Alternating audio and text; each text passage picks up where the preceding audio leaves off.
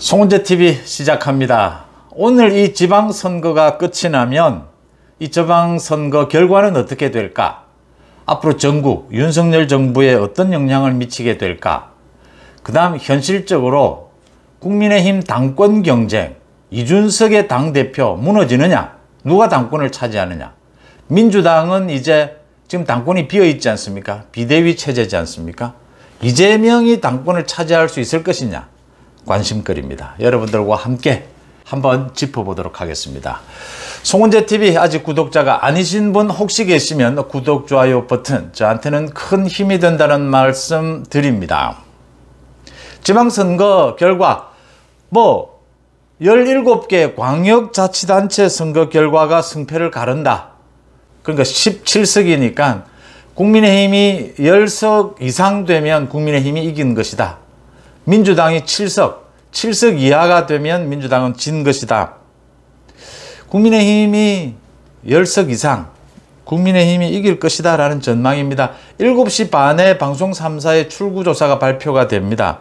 10시부터는 이제 당선자가 발표, 윤곽이 드러난다 이러는데 출구조사 나오면 거의 윤곽은 드러날 것이라고 보이는데 국민의힘의 승리가 예상이 됩니다. 국민의힘의 승리가 되면 지난 2006년 이후에 그러니까 국민의힘에서 처음으로 지방 권력을 가져오는 것이다.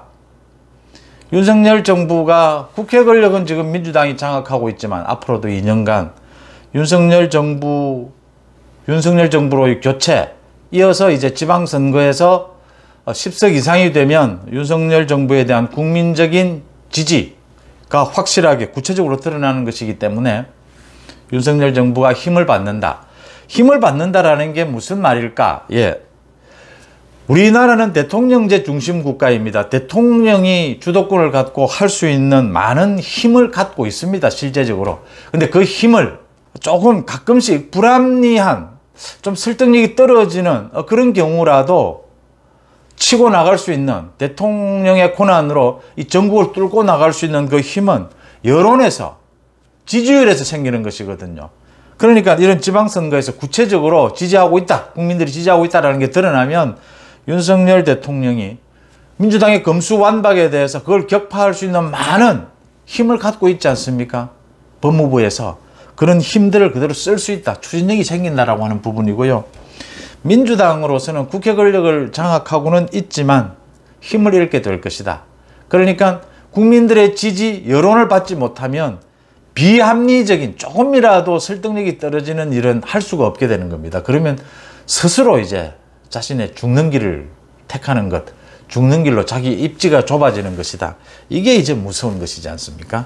관심거리는 이제 경기도지사 부분과 인천 계양을에 이재명이 당선되느냐라는 부분입니다. 이건 당권 투쟁과 이제 연관이 되어 있습니다. 첫째, 국민의힘의 당권, 이준석 대표 체제가 유지가 될 것이냐라는 부분입니다. 이준석 대표가 어쨌든 선거를 이끈 것은 맞는데 이준석 대표의 그 중앙윤리위에서의 성접대 부분, 그 부분에 대한 윤리위의 판단, 이게 남아있다. 이게 굉장히 실질적으로 윤석열 대통령의 생각, 윤심이 결정적입니다. 지금 이준석 대표 체제를 끝내느냐 아니느냐의 가장 핵심적인 키워드는 성상납 부분입니다. 이 성상납 부분에서 지금 이준석 대표로서는 지방선거를 자신이 해냈다, 승리했다 이런 걸 계속 내세우고 또 여러 가지 이 흐름을 이어가기 위해서 우크라이나도 방문한다, 당 대표실에서 이런 식으로 끌고 가고 있는데 결정적으로 윤석열 정부는 상식과 공정이지 않습니까?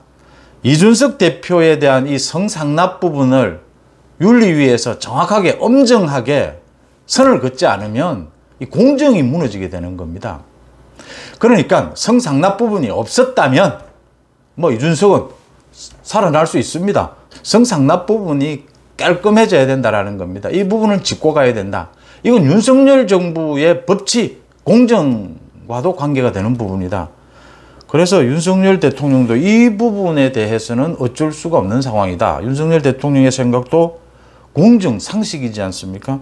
그래서 중앙윤리위가 열려야 하고 이준석은 성상납 부분에 대해서 명쾌하게 정리가 되지 않으면 이건 경찰 수사도 남아 있습니다.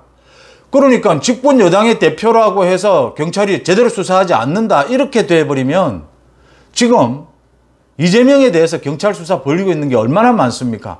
공정성이 무너져 버리면 모든 게 엉망이 돼버리는 겁니다. 이준석에 대한 성상납 부분에 대한 경찰 수사의 공정성부터 시작이 돼야 되는 겁니다. 그러니까 이준석이 이 부분을 극복하지 못하면 이준석 체제는 무너질 수밖에 없다. 그렇다면 이준석 체제 이후는 누가 될 것이냐? 안철수냐 아니면 소위 윤핵관이냐? 안철수는 이번 지방선거에서 존재감이 너무 많이 떨어졌다라고 하는 겁니다. 그러니까 인수위 당시에 국무총리도 안철수가 거부한 건지 맞지 못한 건지 국무총리도 못 되고 또 이번 지방선거에서 전체 지방선거를 이끌었으면 이준석을 대신해서 안철수 대표가 사실은 이끌었어야 되는 대목입니다. 그래야 윤석열 정부를 대신해서 대표해서 안철수가 지방선거를 전체를 이끌 수 있었던 것이었는데 또 그 승리를 자신의 공적으로 할 수 있었던 것이었는데 안철수는 국무총리도 포기를 하고 또 당 전체의 지방선거를 이끄는 것도 포기를 하고 분당에 가서 뭐 국회의원을 해보겠다 이런 식이 되면서 존재감이 뭐 거의 없는 상황이 되어버렸습니다. 안철수가 당권 도전은 어렵지 않겠느냐라고 보이고요. 이준석 체제가 무너진다면 윤핵관 쪽에서 누군가가 대안으로 나설 것이다 이렇게 보입니다. 일단 이준석 대표 체제가 어떻게 무너지느냐를 지켜볼 대목이고요. 그 다음 민주당의 이제 이재명입니다.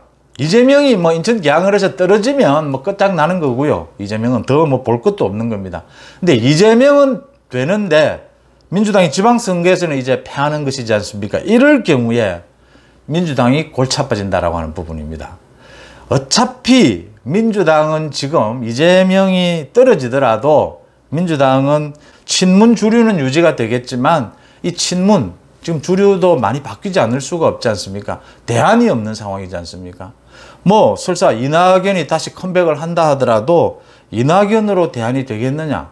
계속 이런 부분들이 살아있을 것이다라는 겁니다. 이 친문과 비친문 간의 갈등은 살아있을 것이다. 당연히 뭐 비대위는 무너지는 것이고요. 비대위 체제는 책임을 지고 물러나게 되는 것이고 그러면 8월이 원래 전당대회가 열리기로 되어 있는데 아마 전당대회가 당겨질 것이다. 바로 당겨질 것이다라고 보이고 당권 경쟁에 바로 돌입하게 된다라고 하는 부분입니다. 이재명은 당선되든 당선되지 않든 대선 후보로서의 위상은 완전히 다 무너져 버렸다라고 하는 겁니다. 이번 선거 기간 동안. 만약에 이재명이 당선이 된다면 민주당은 더 복잡해집니다.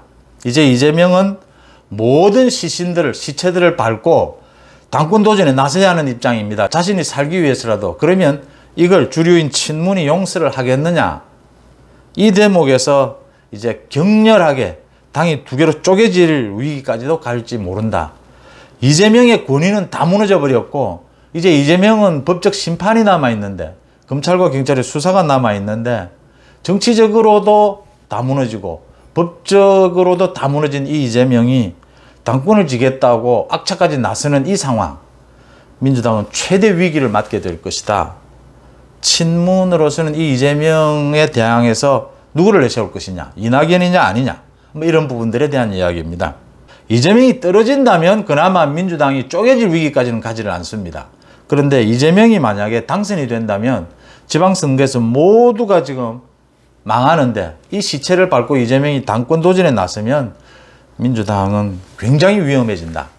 국민의힘은 이준석 때문에 민주당은 이재명 때문에 엄청난 변화를 겪게 될 것이다. 송은재TV 마칩니다. 고맙습니다.